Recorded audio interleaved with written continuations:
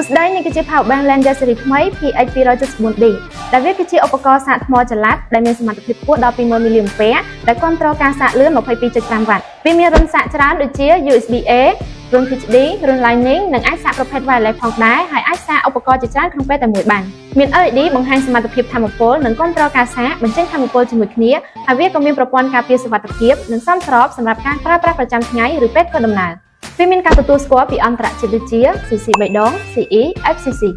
CC 3ដងគឺជាប្រព័ន្ធបញ្ជាក់សុវត្ថិភាពដែលច្បាប់ប្រទេសចិនកំណត់សម្រាប់ផលិតផលគ្រឿងអេឡិចត្រូនិកដែលចាប់ពីឆ្នាំ2025សម្រាប់ Power Bank ដែលគ្មាន CC 3ដងមិនអនុញ្ញាតឲ្យយកឡើងនៅលើយន្តហោះក្នុងប្រទេសចិននោះទេ CC 3ដងជួយការពារហានិភ័យភ្លើងឆេះទូថ្មឬការប៉ះពាល់អេឡិចត្រូនិក CE ជាសញ្ញាដែលបញ្ជាក់ថាផលិតផលនោះត្រូវបានបំពេញតាមស្តង់ដារសុវត្ថិភាពសុខភាពនិងការការពារបរិស្ថានរបស់សហភាពអឺរ៉ុប FCC បញ្ជាក់ថាឧបករណ៍មិនបង្កការរំខានដល់សញ្ញាអេឡិចត្រូនិកដែលអាចប្រើប្រាស់បានសុវត្ថិភាពក្នុងសហរដ្ឋអាមេរិកសមត្ថភាពល្អនៃ Lenses Power Bank PH274D នេះគឺបង្ហាញពីគុណភាពខ្ពស់ទាំងផ្នែកបច្ចេកទេសនិងការប្រើប្រាស់ប្រចាំថ្ងៃ